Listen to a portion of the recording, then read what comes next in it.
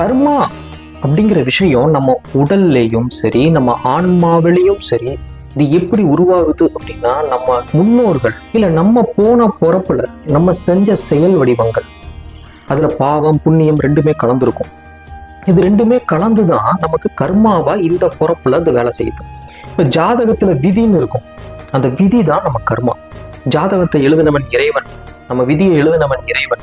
நம்ம செயல்பாடுகளை வச்சு தான் நம்ம விதி அமையும். இறைவன் இவன் இப்படிதான் இருக்கணும்னு இறைவன் எழுதி அனுப்ப மாட்டான். நிறைய பேர் இப்படி இருக்கீங்க, எனக்கு இறைவன் இப்படி எழுதிட்டேன், பிரம்மன் எனக்கு விதி எழுதும்போது ஜாதகம் எழுதும்போது தூங்கிட்டானாட்டிருக்கு, பிரம்மன் பசியில் இருக்கும்போது என் ஜாதகத்தை எழுதிட்டான், இப்படிலாம் நிறைய பேர் பேசிக்குவோம். அப்படிலாம் கிடையாது. நம்ம என்ன செயல்பாடுகள் செஞ்சிருக்கிறோமோ போன பிறப்புலையா இருந்தாலும் சரி, இதுக்கு முன்னாடி பிறந்த ஒவ்வொரு பிறப்புலையும் சரி, நம்ம பரம்பரையும் சரி, நமக்கு என்ன அமைப்பு இருக்கோ, நம்ம என்ன அமைச்சிருக்கிறோமோ நமக்கு அந்த அமைப்பை தான் ஜாதகமா நமக்கு வெளியில வருது. அதுதான் நம்ம விதின்னு சொல்றோம். பல விஷயங்கள்ல நம்ம வாழ்க்கை நடைமுறையிலேயே அதை சரியா சீரமைச்சுக்கணும் அப்படிங்கிறதுக்காகத்தான் இந்த சாஸ்திரம், சம்பிரதாயம், நம்ம செய்யற வழிமுறைகள் இந்த மாதிரி நிறைய இருக்கு. அது ஒவ்வொரு மதத்துக்கும், ஒவ்வொரு ஜாதிக்கும், ஒவ்வொரு சமுதாயத்திற்கும் அது மாறுபடும். அதுக்காக இது சிறந்தது, இது சிறந்தது, இந்த ஜாதி சிறந்தது, இந்த மதம் சிறந்தது, அதெல்லாம் கிடையாது. எல்லா மதத்திலையும் எல்லா ஜாதியிலையும் நம் கர்மாவை கழிப்பதற்கான வழிமுறைகளை மட்டும்தான் வச்சிருக்காங்க.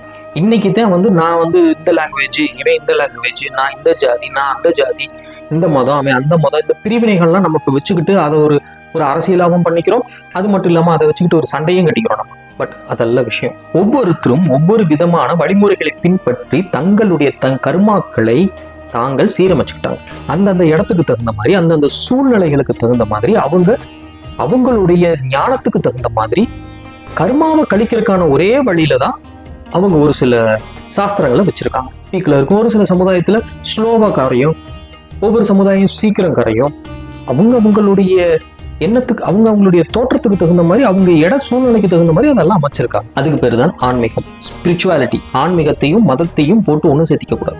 ஆன்மீகம் வேற, மதம் வேற. மதம் ரிலீஜியன், ஆன்மீகம் ஸ்பிரிச்சுவாலிட்டி.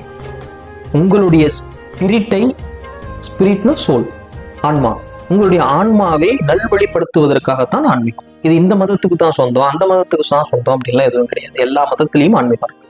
அவங்க முறை பிரகாரம் அதை வளர்த்தி கொள்கிறார்கள்.